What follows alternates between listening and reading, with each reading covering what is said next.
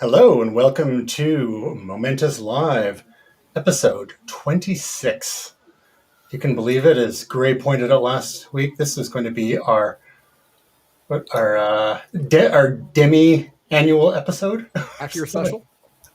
Half-year special. And to celebrate with us, we have, once again, he's not bored of this yet at all, the incomparable Jamie Reynolds. I haven't told you I'm not bored with you yet. Nice to see everybody. Likewise. And right below me is William Silver. And to his side is I'm Gray Williams. So thanks for getting together, guys. Best day of the week. We got an interesting, yet another end of summer grab bag of stories. A couple of interesting issues we'll dive into.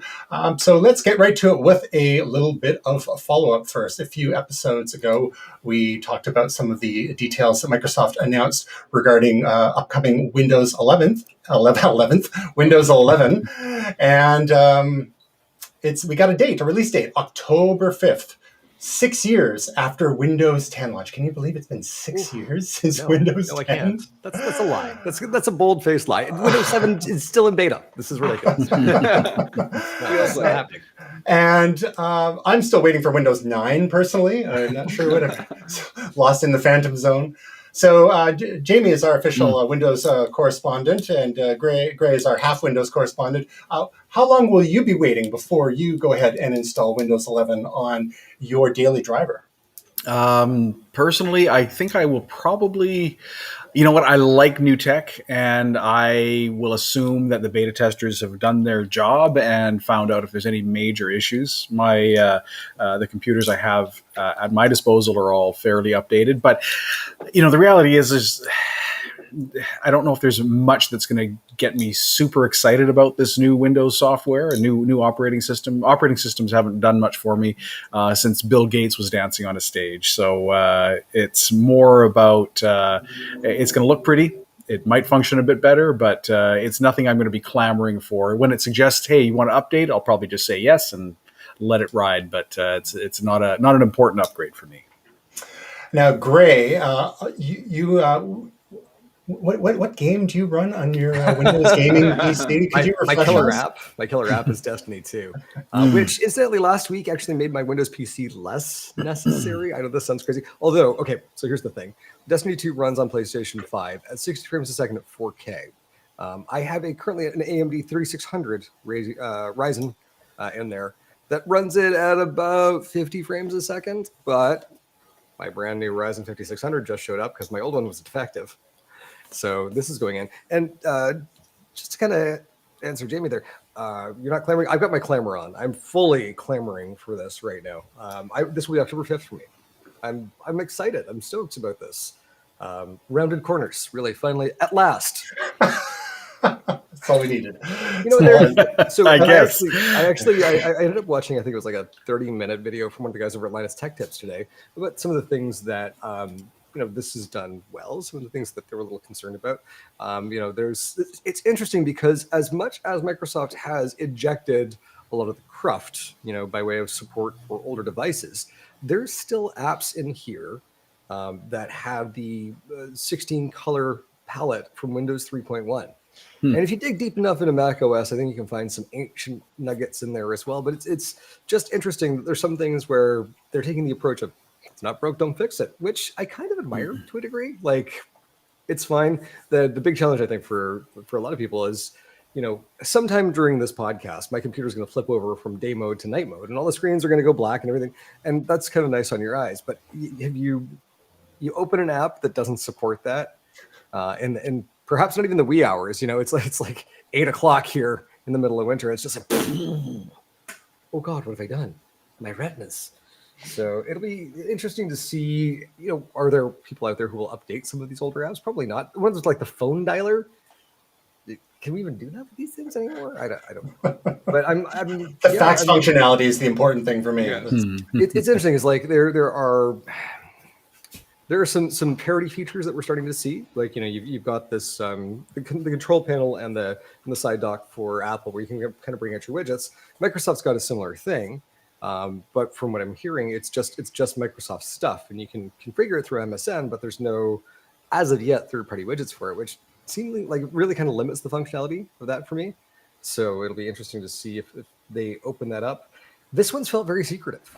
Like when Windows 7 beta was announced, I went down to the Richmond Microsoft campus with my, God only knows what it was. It was a big black and red tower in tow with an external hard drive, and they loaded Windows 7 on for us. There was actually a power outage that day, so they had to like basically just give us the disk image and say, go on your merry way to run that beta. But like we were right, as soon as they announced the beta, we were all right in.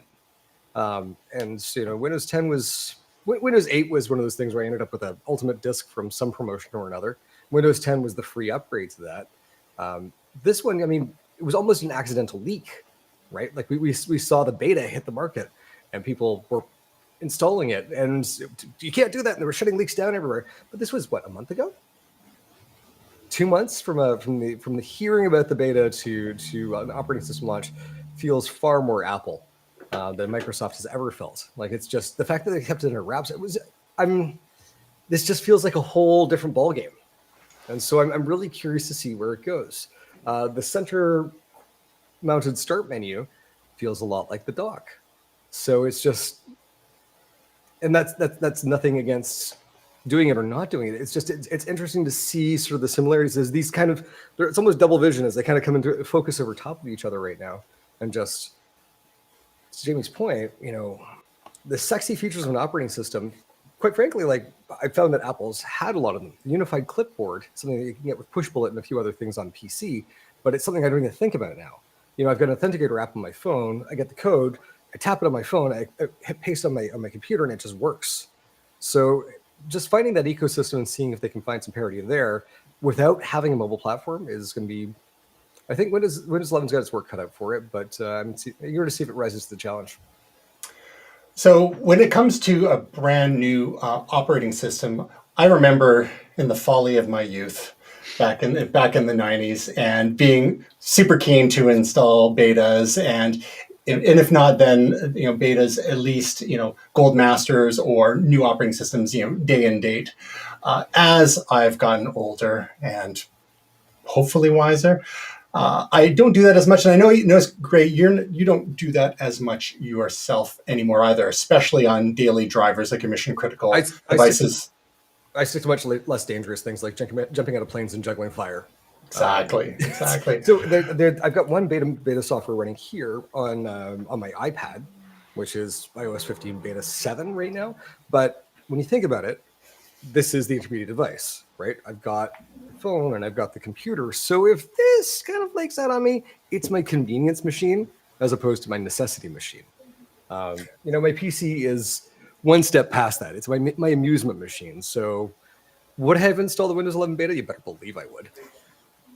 So, Will, representing the voice of the common folk, how long do you normally wait for installing a large operating system update on your daily driver, be it your laptop or your smartphone? I don't think I've ever been called common or normal or regular in my life. You're representing. You're acting. Today you're acting. Okay. Wait. I'm a tree. Okay. I'm ready. Go. Okay. Common folk. Okay. I can't.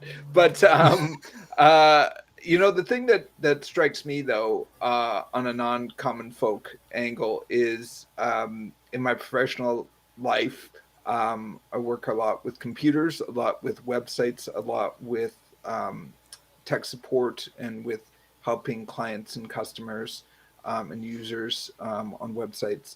And anytime Windows updates, it's always an issue because Windows users in general, there tends to be more versions out there.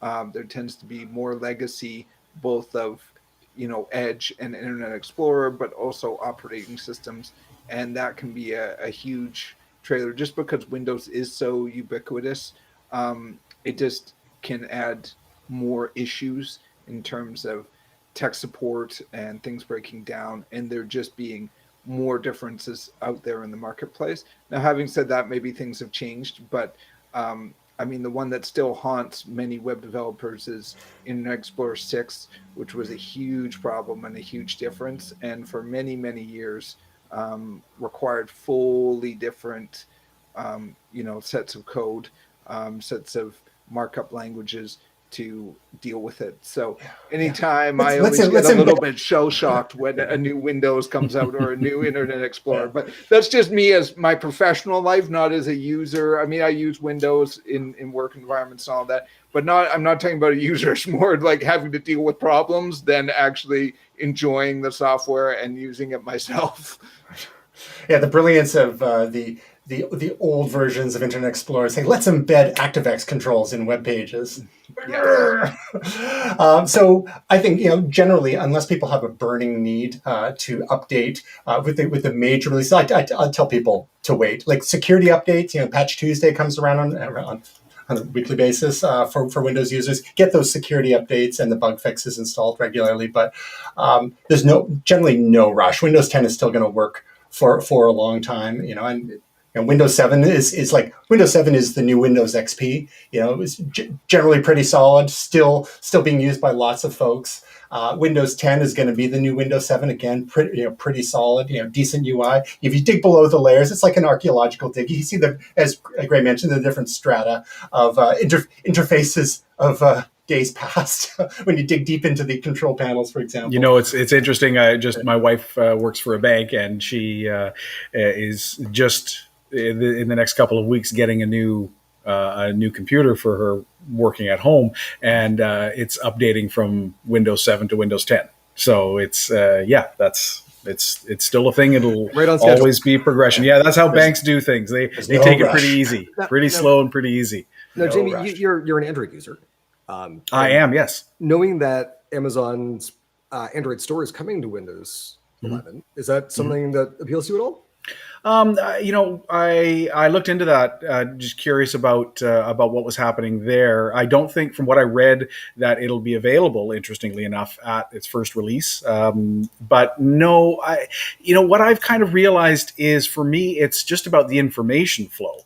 It's not about the actual software itself. So, I use, Google does a lot of my stuff back and forth. So I have, Google apps on my Android phone, and I have those web apps, I suppose, websites through the internet. So it's really just transferring information back and forth, no matter the software is I think what's important to me. Looking at some of the different apps that I use on a phone, how important it is that I have them on my desktop, I'm not entirely sure. My email, my notes, which again, I have Google Notes or whatever it's called these days on my phone, and it syncs up to my Chrome browser, which I use quite a bit. So I don't see many use cases for me, but maybe there will be something that's important. But running an Android app on a desktop, to me, it seems like more of a gimmick than anything else. Yeah.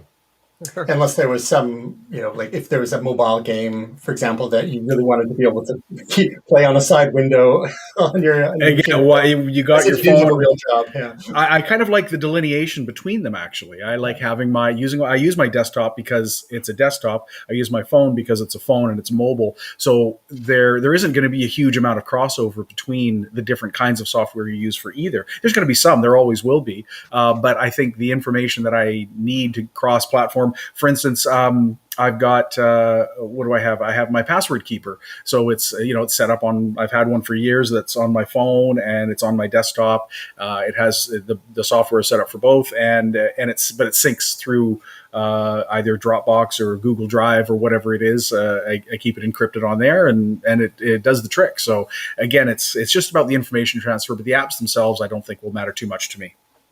Yeah, and I think where the advantage of something like the being able to run Android apps in Windows via the Amazon Web Store, or being able to run iPhone and or iPad apps on macOS, as they introduced last year, it's sometimes if there is a native app not available for your desktop platform and you don't want to use the web interface for whatever reason, that can be a handy thing. Unfortunately, of course, the Amazon Web Store doesn't have the full variety of Android apps there. Of what the Google Play Store has, but it's a start. Now, we spent about 15 times longer on this topic than I was planning, so let's move on. Let's move on. We didn't talk enough about Android and Windows, so... Yeah, we got to get some Apple stuff in here. Come on. Exactly. But first, let's talk about... Now to Samsung. So some of you might remember a few years ago, there was a Galaxy Note whose battery caught fire on a flight, and that was, Samsung took all kinds of flack for that, and some people thought that actually the Note brand would be irreparably damaged by that, but time moves forward, marches on, and Samsung does what Samsung does best: is they just continue to iterate. They move past it. The news cycle is so saturated nowadays that people would eventually, if not forget, at least it wouldn't be as important to them. Because the fact of the matter is that batteries can have problems no matter the maker of the device. There's quality control issues at the battery side. There's a certain amount that they can do at the assembly of the smartphones itself, but to a certain extent, it's out of the hands of the actual device manufacturer. Well, unfortunately, they had a little follow-up issue in the last few days. There was a Samsung Galaxy A21 reportedly overheated on Alaska Airlines flight, and luckily, it didn't catch fire or anything like that, but apparently, a couple of passengers had to be treated at a hospital. The phone did overheat and began sparking. Now, luckily for Samsung, this wasn't a flagship device. It was the A21. So the A series of phones, believe it or not, actually far outsell like the premium lines. Like, Jamie, you've got a Galaxy S21 Ultra, correct? Mm-hmm. Yes. And so, that is a high-end flagship smartphone. But it's amazing when you look at like a lot of the common folk out there. A lot of them are running A series because that's more affordable price point. They don't necessarily need all the high end features. So there are lots and lots of them out there. So, but they kind of fly under the radar. So hopefully, for Samsung's sake, this will just be another one of these stories that comes and goes. But even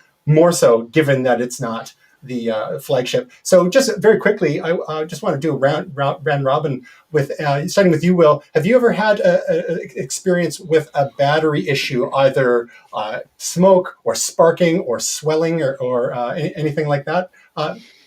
No, well, just like corroding, like batteries being in devices too long and corroding or leaking. I actually had an example where I had a music device that was on a shelf, and it started leaking battery fluid and actually corroded through the paint on the shelf and actually stuck because of the corroded battery fluid. But I've never had anything like explode or spark or anything like that I can remember. There's chemicals in them there batteries. How about you, Gray? Yeah, way back in the day, the white iBook, I had a battery swelling issue, which Apple swapped out right away. I also had an Apple Watch, my Series 0. Did it? Interesting. They had a bit of swelling, and they replaced that with another Series 0. So, and this is the thing, is any number of things can cause battery swelling. The other thing as well is, something like this, if the battery does get punctured, it's the moment that you expose some of the stuff to oxygen, it's going to have a hard time. The sparking is the thing that gets me, because at that point, is that necessarily the battery, or is there a short in the actual phone itself, which means that it's the reason probably why I didn't catch fire, but there is obviously an issue with the main board there. It's curious. I was looking up some stuff just before the show about fire resistance in phones, and both Samsung and Apple have actually started using a newer type of glass, which is far more flame resistant, and not featured in the A21, but in the S series, it's more of a ceramic based glass that apparently can withstand flame for up to a minute. Wouldn't recommend you toss your phone in the coals during a campfire. Not that we can have those anymore, but it does seem like you're a little bit safer, at least from external flame. Well, especially given that they've reduced or eliminated the use of traditional fire retardants for environmental reasons in the phone. So if they can come up with other materials that do the job, that's definitely a good thing. How about you, Jamie? Yeah, I had one phone. I can't remember what it was. If it was an old HTC or Yeah, I can't remember which phone it was, but what I have experienced whenever that has happened is usually as a result of damage. I think if you have something and you sit on it in your back pocket and you sit on it and you bend the phone a little bit, or if you do anything like that to any sort of device and damage the battery or damage the connectors or create a short, that's usually where those things come from what I've been led to understand. So I don't know if there's been any sort of post-mortem on this particular phone and if there was any prior damage to it, but that's the experience I think I've had, is just anything that I've damaged or neglected in some way, or put too much pressure on for whatever reason, that's caused battery problems. But it's not it's definitely not a real common thing. I haven't had anything like that happen in years and years now. Yeah, and as for me, my original battery on the PlayStation Portable 1001 model that a friend had given me, just in the last few months, actually, I noticed it wasn't holding a charge as long, and so I ordered a third-party replacement online. But then when I went to remove the original, I noticed it was feeling a little thick, a little thicker than originally there. And then beyond that, I think my dad's old iPhone 3G way back in the day. Oh man, I should have grabbed it. It's that came out in he did a 3G or 3GS, so like probably a 2009 model, and the battery had swollen so much like it actually pushed the screen up, and there's like a half a centimeter gap all the way around. It was just like a sandwich, exposing its guts to you. That was a little strange.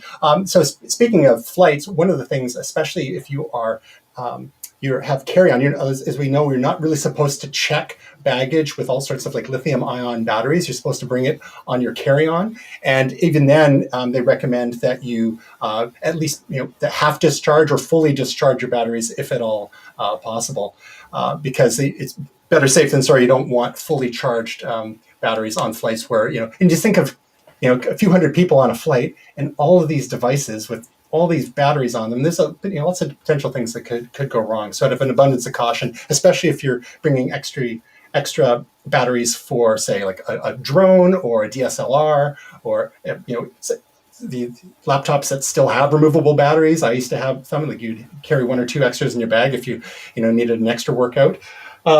So things like that, just a little tip for the folks out there. Discharge your batteries before you go on a plane. Danger level above or below conditioner shampoo? Where does that fit in relation to yogurt? Well, you want 100 milliliters or less of your yogurt. Then it's been proven to be non-combustible.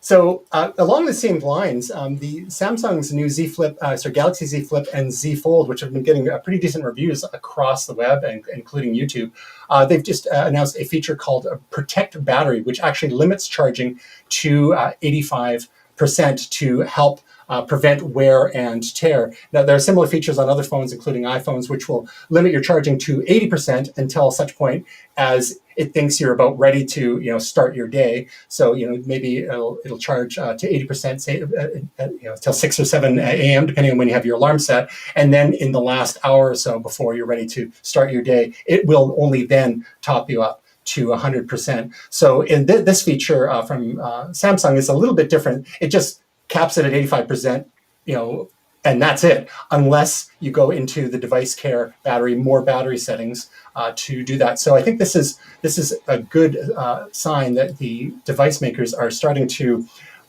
recognize the potential hazard with all these hundreds of millions, if not billions, of devices out there, and also to help extend the battery life in our devices, because that's one thing with all the features that keep getting added to smartphones, and just kind of like with operating systems, we're kind of almost running out of things to add from a hardware and software point of view. But what is one of the things that most people want from their smartphone is decent battery life, right? And they want a battery that's going to hold a charge for more than a year. So introducing features like this can help extend the life of your battery. So thumbs up to Samsung for introducing that. Any comments on this feature, or any tips that any of you guys have for extending your battery life? I mean, the one thing that I would really like to see is for them to advertise the battery life at the 85% mark as opposed to at the 100% mark. This is one of the things that I'm finding now with my iPhone 11 Pro. It's not really give me the battery life that it used to. I've got the battery health thing, and I've got AppleCare Plus, so I'm probably going to be going in for a battery replacement before the end of the warranty. Because I'm going to sell this thing to somebody and I'd like them to get a brand new battery. But it does feel like, yeah, they're consumable. And we've kind of acknowledged the fact that, this last 15% is really the key place where degradation happens. So tell you what, why don't you do us all a solid, Apple, Samsung, Google, LG, whomever else, and promise what we can get by under-promising it. And then when we get more performance, we feel like you have actually over-delivered. Because it's a bit of sour taste in my mouth right now, where it's like you're going to charge 85%, which means I'm always kind of a little 15% behind, unless you're trickle charged all the way up. And I've noticed even with this feature on, it does feel like the phone is a little bit more anemic than it used to be. So if I was looking for a great marketing feature here, it would be, you know what? Promise me less than I'm going to get, and I'm going to feel happy about it. I got to disagree with you on that. I actually like the idea of them just leaving it 100% because you get the choice of deciding what 100% is at this point. What I'm saying though is tell me that the battery capacity, if it's going to give me 16 hours of battery life at 100%, tell me it'll give me 12. If you're in your advertising. Right, but you can make that. Like again, you don't have to. This is not a fixed setting. You can change it to have it charge up to 100% if you want to. So you have the choice of deciding what 100% is for you in the options. So if you want 100% to be 100%, great. If you want 100% to be 85 in order to keep your battery life extended all the way through, I would prefer to just see, okay, that's where it's topping out. You've charged it up to 100% of what you're wanting me to charge it to. And that's where it is. So I actually don't mind the sort of the gymnastics behind that. But yes, it depends on how you want to use the semantics on that as to sell the product, but to me, it seems like everybody's going the same way and saying what trying to market things the best they can, and they're always going to use the words that make sense. Sure. Yeah, I'm going to go on a limb and make a bold prediction and say that probably no one is going to undersell their battery capacity. Have you seen the new MacBook? Well. I'm just saying that one lasted a whole lot longer than they told me it would. Yeah. I mean, that's the thing is people use their devices differently as well. Like I burned through the first battery on my iPhone 10. I guess it was maybe over 3 years and until the battery health dipped below 80%. And so I went and got replaced, paid for the upgrade and or the replacement. And even now with the replacement, I find I still like to top it up during the day. Part of the reason is that I am running, listening to podcasts basically all day long, and so that is using the Bluetooth radio, and more so than maybe the average folks. That would be the same if you're listening to music all day long as well. So that is not necessarily what a typical user would be doing with their device. So batteries. I mean, bring on the supercapacitors, the graphene supercapacitors someday, please. Micro flywheels. That's what I'm waiting for. Exactly. As long as they have. Well, and again, another potential use for the crank, Jamie. Just paint it yellow. The crank. Put a crank on the side. I was making a joke, so I assume you're making the same joke. That's excellent. No, I realize it's all a joke. 100%. Everything. No cranks. Everything is a giant joke. There was something else about the batteries, but I've forgotten. So let us move on. Google's AI-based upscaling technology can generate high-resolution images from poor quality images. Okay, so now this is crazy. We've joked, a lot of us over the years, how so many police procedurals, including CSI and whatnot, there's the whole zoom enhance joke. So they take this incredibly blurry image, and sometimes it's even a reflection off of an apple or something in the corner, and whatever, something stupid, and they're able to divine all these details. There were no way in the original image, but now Google, with all their AI gusto, has managed to find a way to introduce lost details based on their machine learning algorithms. Have you guys looked at this? It's crazy. It happening? really is crazy. I don't know what's going on. Yeah. I actually don't. I almost don't believe this in how good it looks. It feels like they've done the reverse. They've just taken an image and then de-resed it. But if this is actually true, it's quite shocking. Well, what I assume is going on is that they've fed the AI with, a huge data set of probably billions of photos in multiple resolutions. And, they've also been training their AI for, the self-driving car project and other things with all sorts of, training data, different types of images, be they faces or cars, what have you. So it's cats even. So it's learning to understand what these things look like at multiple resolutions. So given that, if it sees something that's blurry, just know, if it can figure out enough to know, oh, that's a face, then just based on all the other faces it's ever seen, it's just making an educated guess. Like, it would be actually interesting to do comparison of what the image it generates versus the original high-res image. So, and I think that would be the true test there. Is it just totally making stuff up? Or is it, is it actually closer than we imagine? In which case, then we just burn it all down because that's like witchcraft at that point. So I just want to rewind back to March of this year, where Adobe rolled out super resolution in Photoshop that does the same thing on device. And then if we actually flip back to September of last year, Pixelmator Pro has been doing this on the iPad for almost a year now. It's pretty awesome stuff. And you're right. It does almost have to be seen to be believed. And I've done it. You can take incredibly low resolution images, like thumbnail size images, that end up getting to be absolutely incredible as far as quality goes. We actually had something yesterday where we were submitting something to a client where I had received basically a low resolution proof from another graphic designer who was not online for us to be able to get the original from. Ran it through super resolution and it actually produced something that was usable. So really, really impressive stuff. I'm curious to know, and I'm actually going to see if I can maybe do a head-to-head test here of taking the same low-resolution image, pushing it through Pixelmator Pro, which is probably one of the best values in photo editing software out there, pushing it through Photoshop and then seeing what Google can do with it as well. Because if there is a winner here, it's the one that I want to use. But Google's a little late to the game. This one's been done. Well, to be fair, there has been research done in this for literally decades. I remember I had an app on, I think it was my Mac in the 90s. They did a similar thing, but it was far less sophisticated. I had my digital camera at the time was a Sony Mavica, and that's the one that took the floppy disks, and it took photos at a stunning resolution of 640 by 480 pixels. And I remember having a photo of our cat, Stella, and running it through this software and up-resing it. And, it's not nearly as dramatic as what we're seeing here from Google and others and Adobe. So it's, again, now we've got these gigantic data sets readily available online to further educate these machine learning algorithms. And yeah, so now CSI and all those shows can say, you know what, we knew this all along. Who's laughing now? It's interesting because the cascade diffusion model is the one that kind of impresses me the most and interests me the most, because I'm not really sure, where the math goes on this, but it does almost feel like they're essentially running the same algorithm without running into that lossy issue on the way through. So I'm really excited to actually give this a go.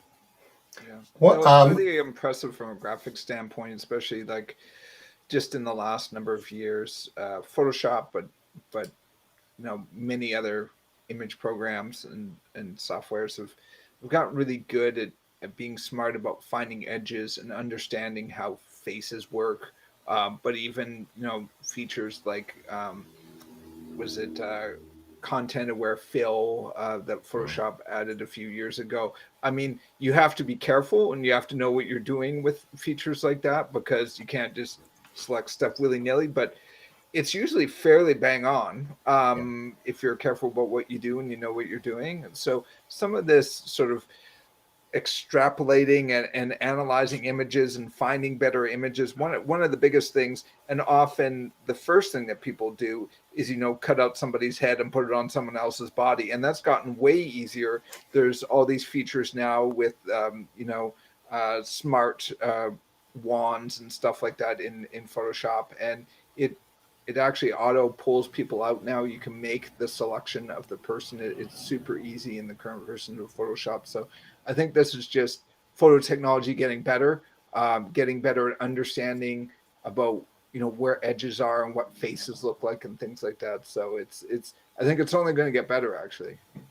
It just makes me wonder what bodies your heads that I see now in front of me are actually look like. What have they been pasted onto? I mean, do we have any unicorns, or do we have, who here is a centaur by show of hands?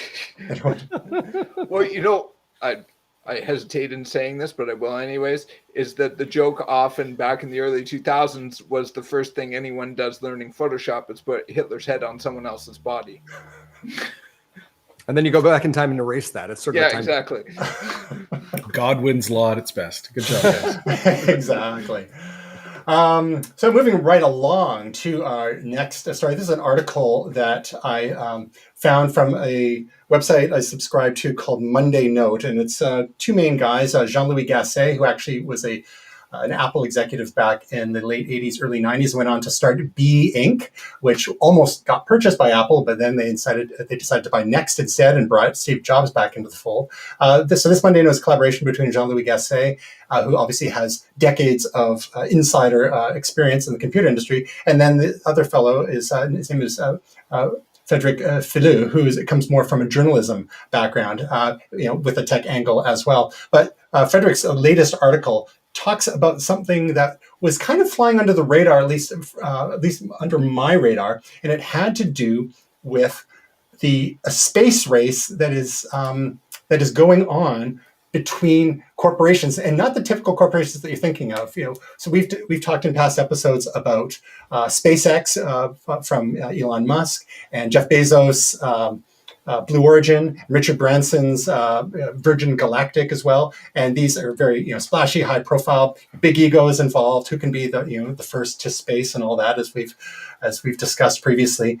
But Microsoft and Google and Amazon and others are actually working on the back end, the data, and the thousands of low Earth orbit satellites that are circling our planet as we speak, and they are vying to become the premier sort of data pipeline providers to the U.S. government and other parties. And for example, Amazon has a service called AWS Ground Station, which is a fully managed service that lets you control satellite communications, process data, and scale your operations without having to worry about building or managing your own ground station infrastructure. I can guarantee you that 95% of people you ask on the street have no idea what ground station infrastructure even is. Oh, I love Ground Station. Their second album was the best.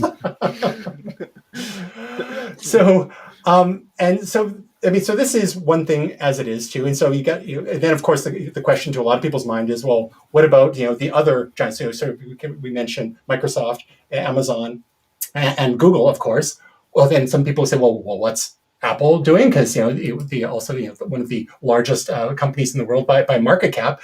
And we don't normally trade or just in rumors here on Momentous Live, but something that came out within a couple of days, this other article, was a rumored feature for the iPhone 13.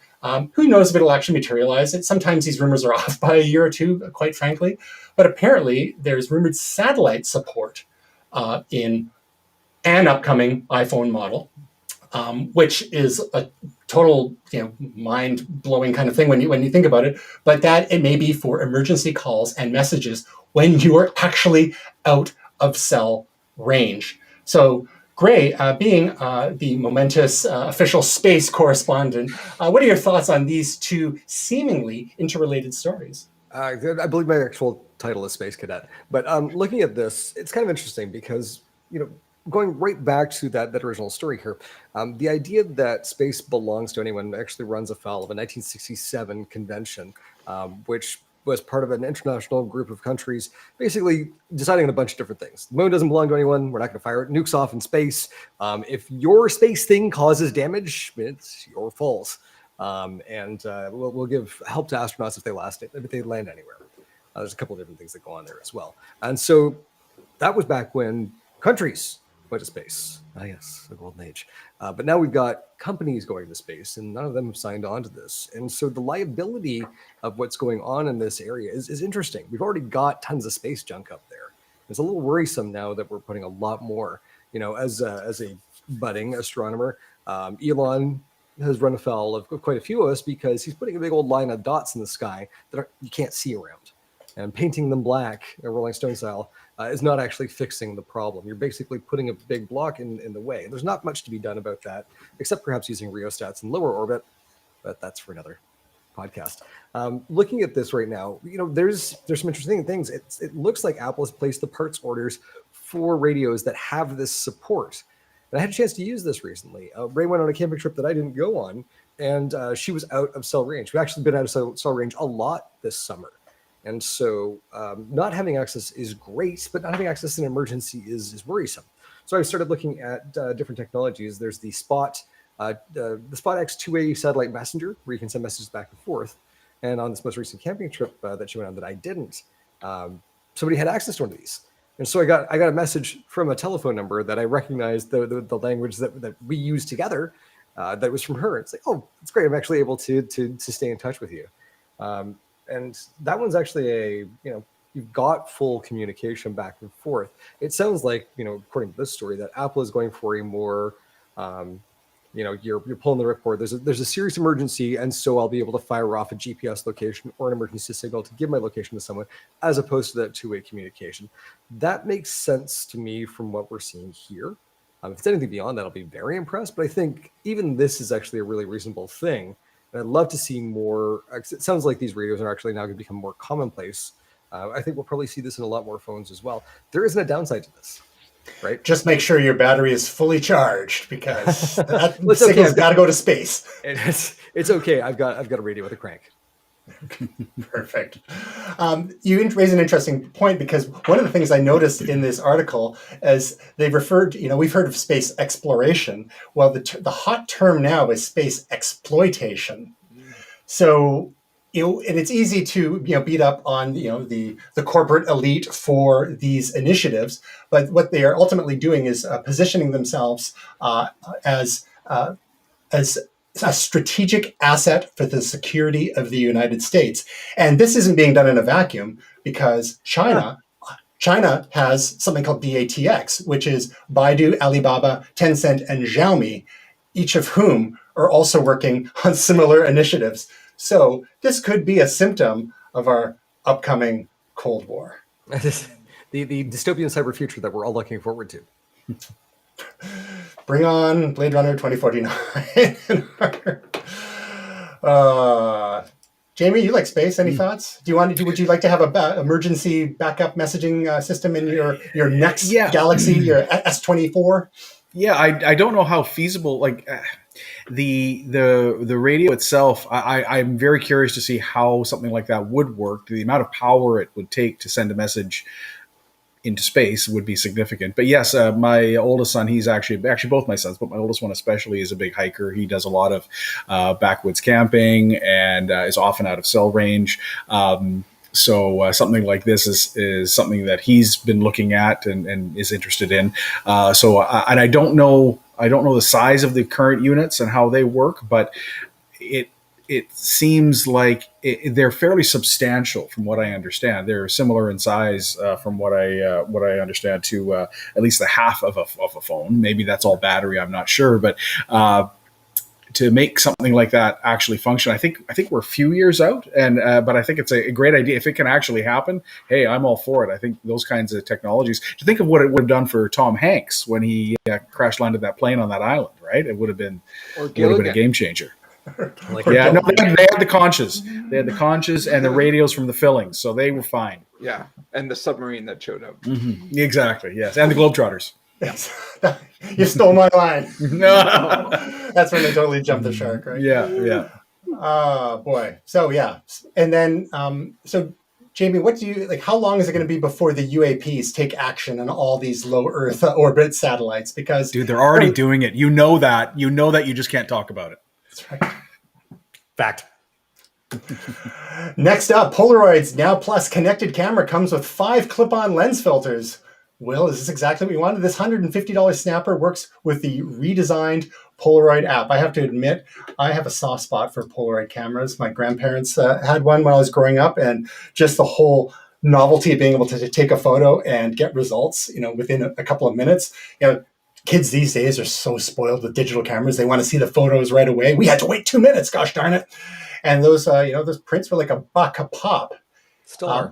Yeah. So, and I remember actually harvesting batteries out of the film packs once all the sheets were used up, because there was still a decent charge in there because it had to power the battery mechanism and the flash too. So I made all sorts of little gadgets with those battery packs. But thanks to the Impossible project a few years ago, which later I think reacquired the name for Polaroid after they got all the tooling to start building Polaroid cameras again. Now this whole ecosystem is evolving. They're building Bluetooth into these instant cameras, and now sets of lenses.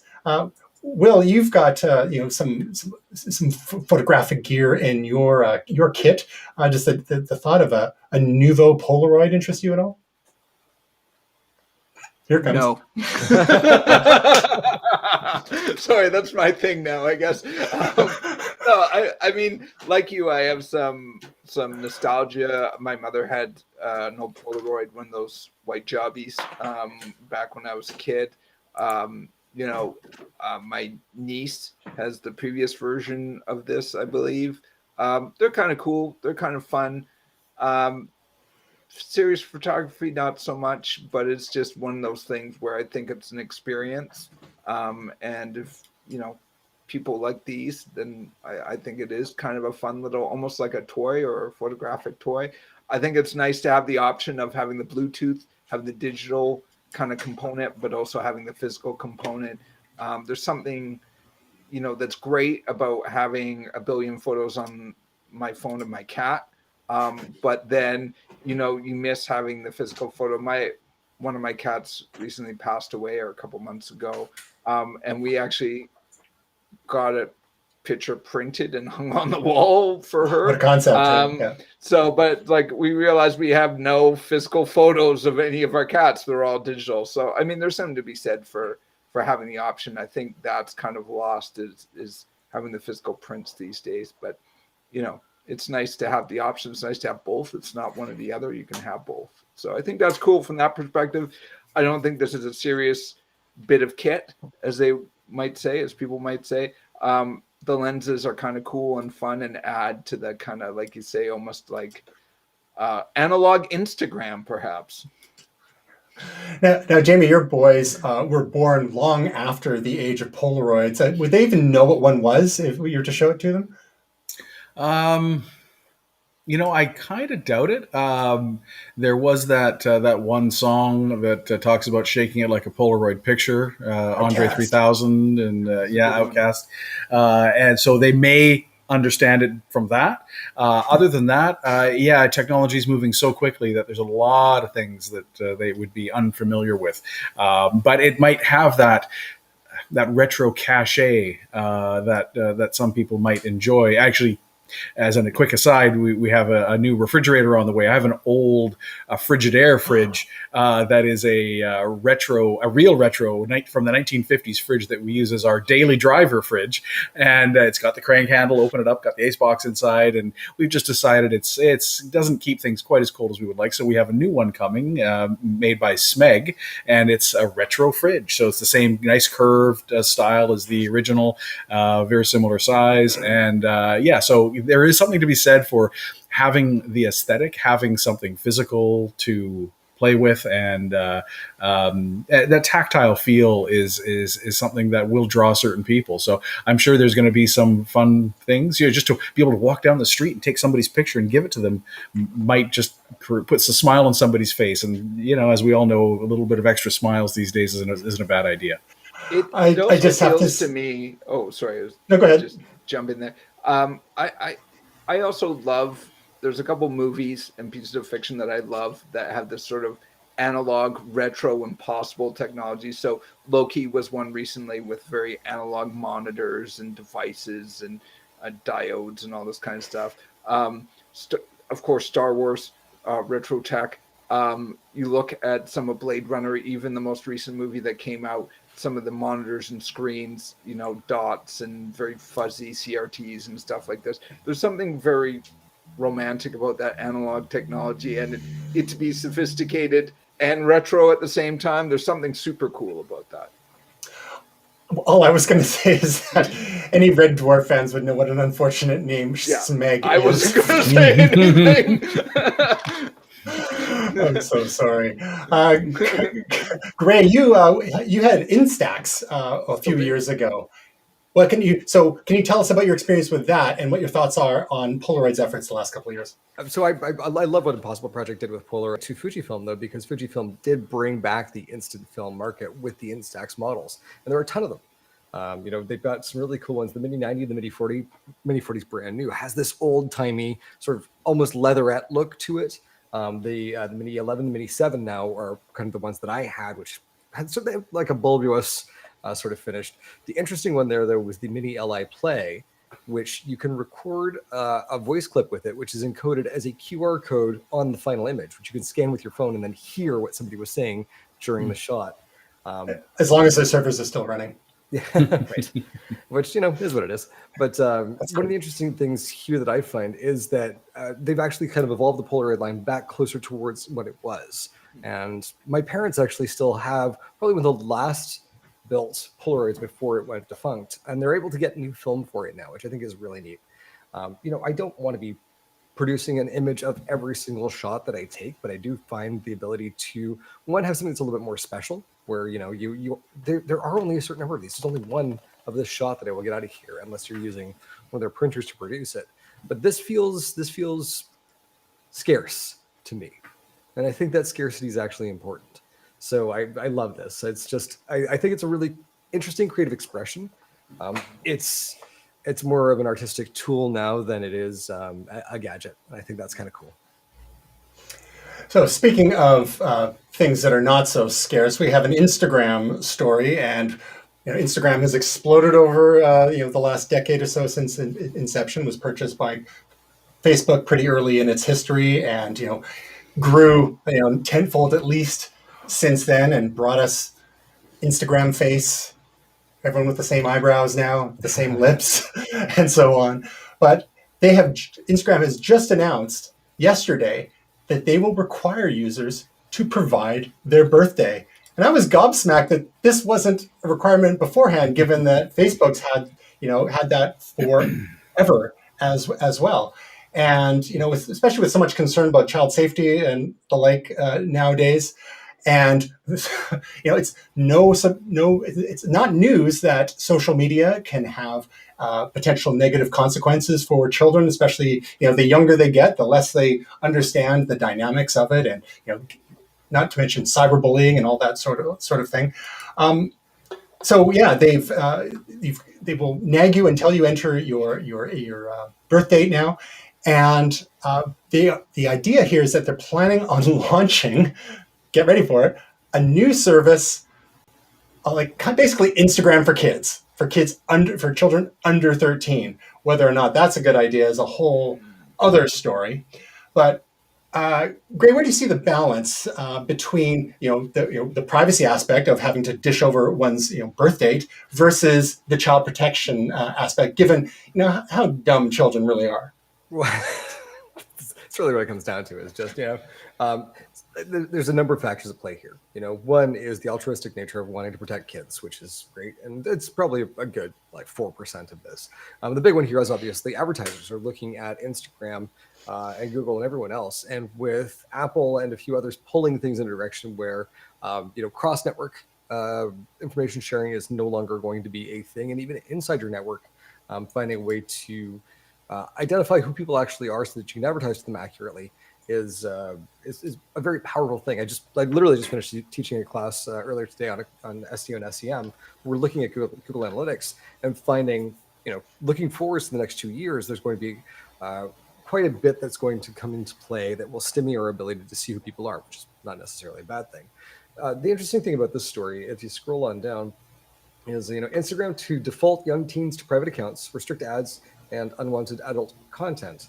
Right around that, though, it says Instagram's developed AI technology to help identify accounts where kids may have lied. For instance, it may be able to infer someone's birthday based on comments left on happy birthday posts where the user's age may be referenced. This one's interesting. We don't trust our users to tell us the truth, so we're going to run an algorithm on it to see if you're lying to us. This has more implications here to me than anything else does. The company also hints at further plans in this area, but how it will later require users to verify their age when Facebook's technology determines a mismatch between the age that the user submitted, what appears to be their real age. Okay, so you're going to check into my age. What else now is this technology going to be applied to? Where else is this going to go? And that sounds crazy and conspiracy minded, but this is the company that sold people to Cambridge Analytica. So I don't think it's out of the question that they're going to find some way to twist this as far and as hard as they can. The idea that they're creating an Instagram for kids, great. That's a fantastic feature because it gives me an app that any parent in my life, I would take them to the App Store, I would have them turn on parental controls and block the hell out of that thing. Because honestly, don't trust them as far as I can throw them. Tell us how you really feel, Gray.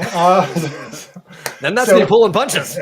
Now, I also find it shocking that that private accounts aren't on by default for children of that age, because you could enter your age previously too, and like why that wasn't the default setting it just makes me a little crazy. Now, Jamie, being the one out of the four of us here that actually has offspring, why don't you tell us about your experience with your boys and Facebook? Because as we know, children and sometimes parents do lie. Sorry, Gray, it is a truth. And so, how did you manage that whole that process with your boys, and what do you think of this feature with Instagram? Well, the feature itself reminds me, and I'm sure you talked about this last week about the Apple searching through people's pictures for inappropriate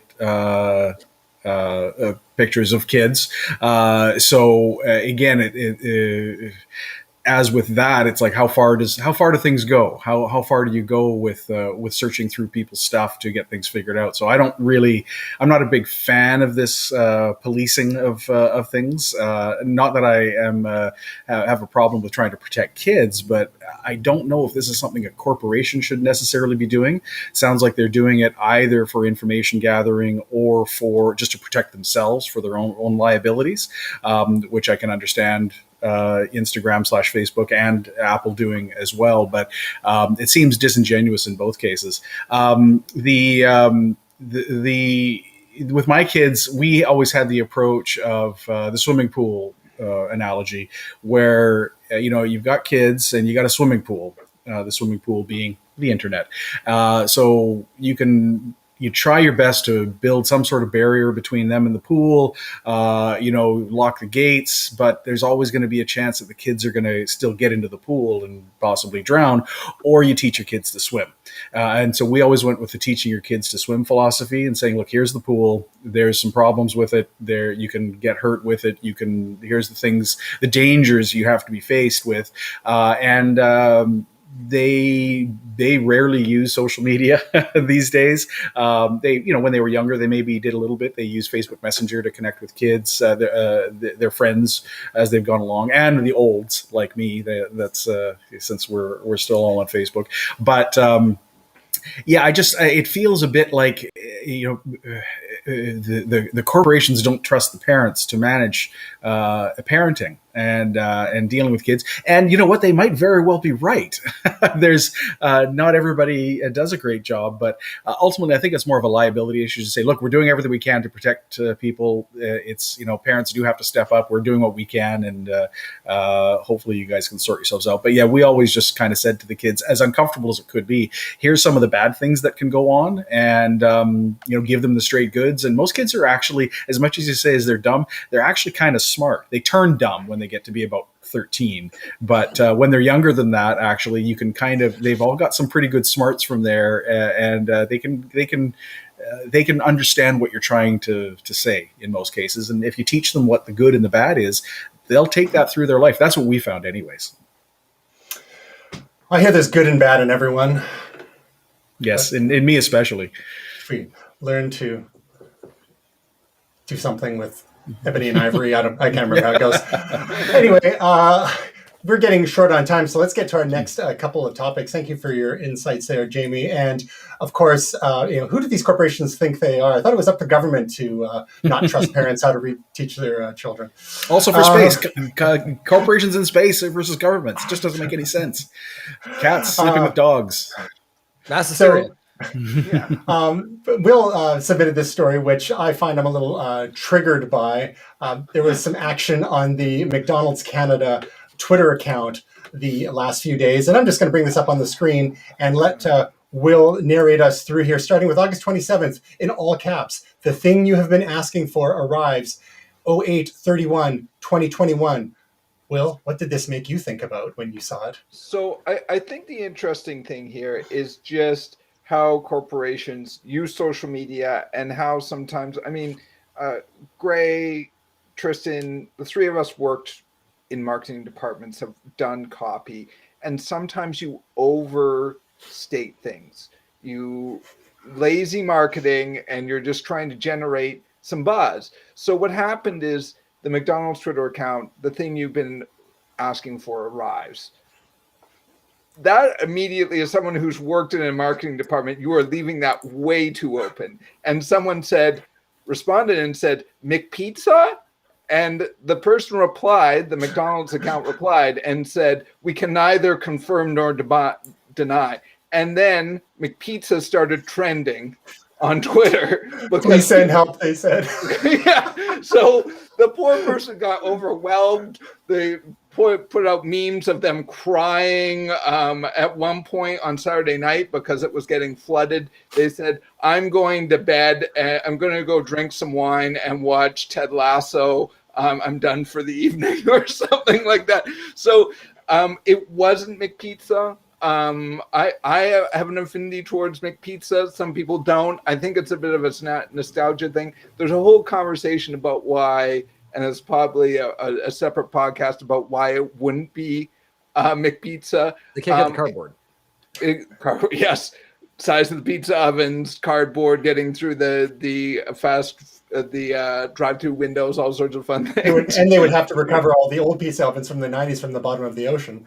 Yeah, exactly. They're actually strapped to the bottom of the McBurge. That's what's helping it float. I hear they're buried with all those ET games, but too soon. But it turned out, a lot of people speculated it might be a McPlant burger. Turned out it was spicy McNuggets. So that's what we've been all asking for. Spicy McNuggets. Somehow. I have. You guys haven't? Can I just scroll down just a bit there, Tristan? Scroll down? Just a bit, and stop right there. So the McDonald's social media person runs a 2012 era Mac.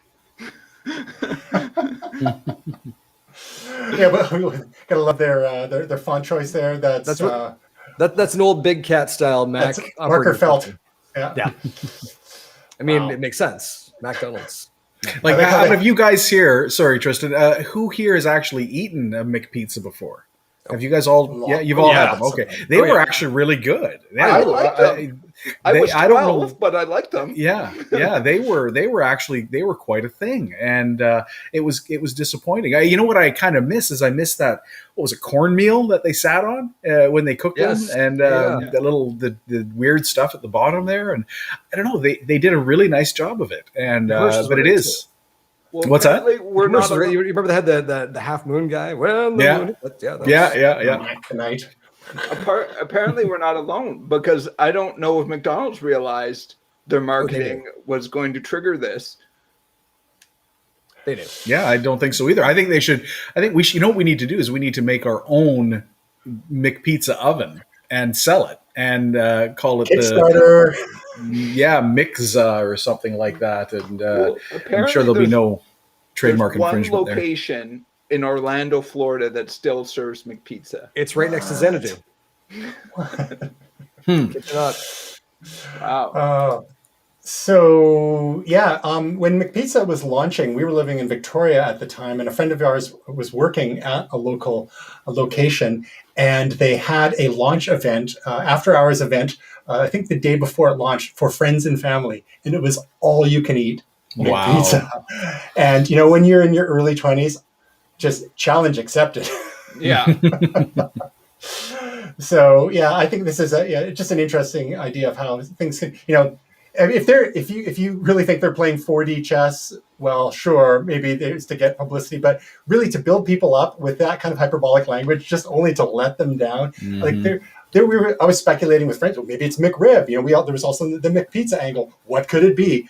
I don't know. I didn't talk to anyone that's like, oh, gee, I hope it's Spicy McNuggets. Did they actually sell Spicy McNuggets recently? And this was a thing that disappeared, and then we're just now bad marketing. It's just I've never heard of Spicy McNuggets. It's like when Tristan and I, we used to push back on people at the technology company that we worked at, not naming names, when people used to say kicking it to the next level. The next level of what? How many levels are there? Okay, what do you mean? That's meaningless. I got to ask you guys, so like from a semantic standpoint, the thing you have been asking for returns would be the McRib, the McPizza, the McLobster. Yes. The thing you've been asking for arrives. Why did anyone go to something they haven't done before? Well, they haven't done this before? This is actually a new thing? No, it's a new thing. That makes no sense arrives. at all. It does. The thing you've been asking for arrives. It's new. Things we've asked for returns. Something old. The fact that they use the grimace, I have no idea why, because now we're talking about old to new again. This is where the challenge is. But I think. Speaking of dredging up old things from the past, Jon Stewart is coming back on Apple TV Plus with a new show called The Problem with Jon Stewart. And there was a premiere date and a new teaser trailer where Jon Stewart basically looks in a mirror and wonders what the hell happened to his face. So in the modern day, we had, Stephen Colbert has morphed from his original lampooning of a right-wing talk show host to more of an earnest, full-on left-of-center mainstream late-night talk show host.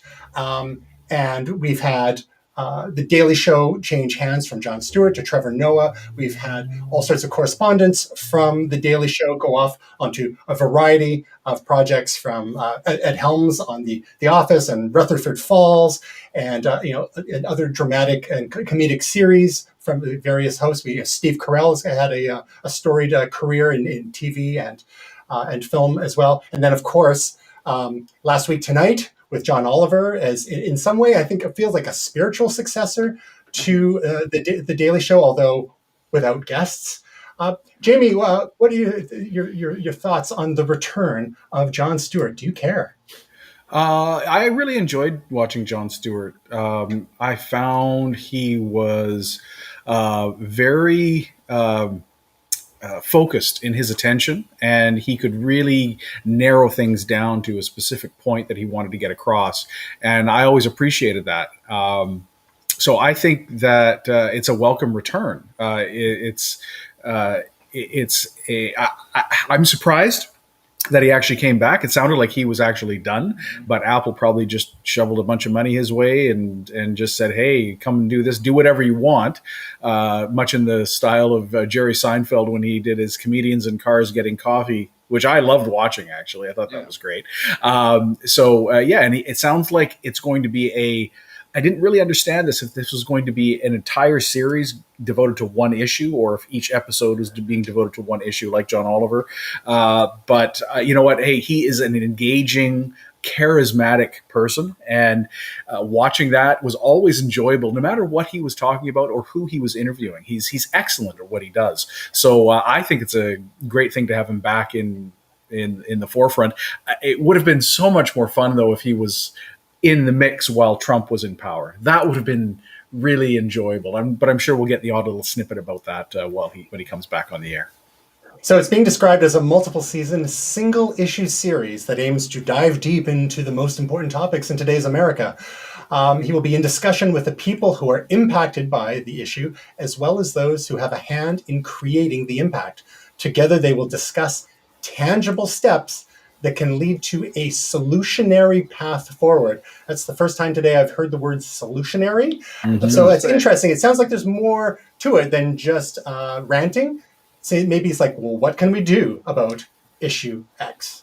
And so you saw that a little bit in how he, I think, sort of took the arc of his career, because we saw the interview with Chris Matthews and Tucker Carlson, where he basically neutered Tucker Carlson until about the last 2 years. Like, he took that guy right off the board as a chess piece, and it was pretty impressive. Somebody needs to do it again, but it was good. They for the canceled Crossfire after that, like 2 weeks after or something. Yeah, you're hurting America. Like, I can hear that segment in my head. From there, I mean, I'm not surprised we didn't hear from him during the Trump era, because I think he was tired from 9/11 through to the time that he quit. After that, he went on to basically fight for coverage for first responders in 9/11. Basically, like a couple of years ago, shamed Congress into handling the situation. I think that's actually where we're seeing John go now. I don't think there's going to be any sacred cows. His appearance on Colbert was interesting because, he pops out of the gate and there's that, everyone to dark mode right now. There was that moment where he's saying things that I think made a lot of people uncomfortable, questioning the nature of our didn't use the word worship, but it almost felt that way, of science. And then looking at and saying, okay, so you have this lab that's studying coronaviruses and you're telling me that these two aren't connected at all? And people immediately jumped to the conspiracy theory of, like, this was engineered, as opposed to, they're not even letting us talk to the folks that are involved in this. We're just supposed to take it at face value. And I think these are the questions we're going to hear to John over the course of the next couple of years, of just like, maybe straight down the barrel of the camera. I'm not looking left or right. We're looking at some things that I think questions people avoid asking, because I think it puts their political beliefs at risk. And I'm hoping this is the arc I've seen to his career, I think, and I hope this is where he's going to take it. Good stuff. Any thoughts, Will, before we get to your next project? Well, I mean, Jon Stewart's been a disruptor since sort of the minute he came in to the Daily Show and took it over. I mean, a lot of people say that's part of the reason why Conan got that sort of early nod to be on the replacement for Jay Leno, because he was the youngest guy in the room at the time, and he was the only one that could combat Jon Stewart, and they wanted to keep the network young, and they didn't want to lose him. So even just that kind of impact, that all the big players were watching him, and he's maybe a little bit older and he doesn't know what happened to his face, but I think, like Ray says, I feel seen. Yeah, I think he's you saw this even at the end of his career, and even the choice in Trevor Noah. He doesn't do what people think he should do. He does what he feels is right or what needs to be done, and so we'll see where this goes. That's a little bit about what John Oliver does too. I'm a big fan of John Oliver, and I don't always agree with 100% of what he says, but I like that he says it. I like that he takes a deep dive in things. I like that he has a point of view, and that he believes in it. It's not just the corporate speak, or if you've watched the show, he doesn't pander to his corporate overlords. So but yeah, no, I think it's going to be super fascinating to see where this goes. I'm going to watch it.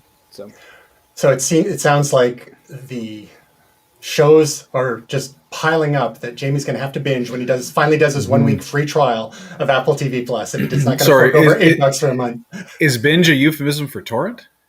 It's a kind of binge. All right. We are out of time. Will, you want to give us a quick heads up on your latest project on Table Beats? Sure. So I got a new looper coming out in Table Beats, or it's out. Gold Tooth 2. The first one was actually super well received. Best looper I've ever done. Got a lot of great feedback. I actually breaking news. I actually got an invite to do a collaboration looper for a year-end portablest lab, partly based on the first Gold Tooth looper from pretty much the biggest name in loopers. I know that means nothing to no one except for me. My wife was like, who cares? I don't know who that is. I'm like, they're like a superstar to me. So it was a big deal to me when I found out about that. So yeah, super excited. And as you guys know, I just love making music and playing around with stuff. And so, yeah, check it out. New looper came out a couple days ago. So to enjoy Will's loops, including Gold Tooth 2, the original Gold Tooth, Fresh Coast, and all the others, you download the Table Beats app onto your smartphone of choice, and then hit the library button and search for the username Molotov. And in Gold Tooth 2, you can enjoy such timeless hits as Toasted Robot, West Coast Kids, and Drippin' in Funk. Not to mention makeout music, whether or not that's related to Drippin' in Funk. Drippin' and Funk. Good stuff. So, Will, great to see you continuing with the beats, and wish you all the best continued success there. Last week, I was remiss to forget to mention Taja's video that week, which was Gmail tips. Gmail productivity. Spend less time in Gmail. There's an SEO optimized title if I ever saw one there. So if you are a Gmail user, check out Taja's video on that very topic. She also had an episode of her Talk Techie to Me podcast where she did a tech roundup. It touched on a couple of things such as the Tesla bot, which we talked about last week, and OnlyFans, which has been in the news over the last week as well, which we have not talked about today, but it's been done to death on all sorts of media of choice out there. If you're interested in what OnlyFans did, they went one way and then they backtrack a bit. Who knows if that was for publicity too? Who knows what is real anymore? And then Taja, of course, had another YouTube video this week on the Google Pixel 5a. She got her hands on one. Actually, it sounds like Google sent her one. So that's great for Taja that she's getting on the radar of the big dogs there. It's always nice to get free review units. And if you are interested in learning more about Taja's work, you can find her at TajaCustodi.com or at youtube.com/Taja Custodi. And if you're interested in learning more about Momentous, you can follow us at Momentous.tv, Facebook.com/MomentousTV, Twitter.com/MomentousTV, Instagram.com/Momentous.tv. On YouTube, you can search my name here and find my channel. Look for the Momentous playlist. There's a couple of them there for our older videos, plus our live videos. And some new exciting videos will be coming, hopefully in the next month or so. Don't even ask me about the joys of scheduling a group of 4 people. That's a whole other rant. But thank you very much to our special guests, the incomparable Jamie Reynolds, Gray Williams, Will Silver, and we will see you next week.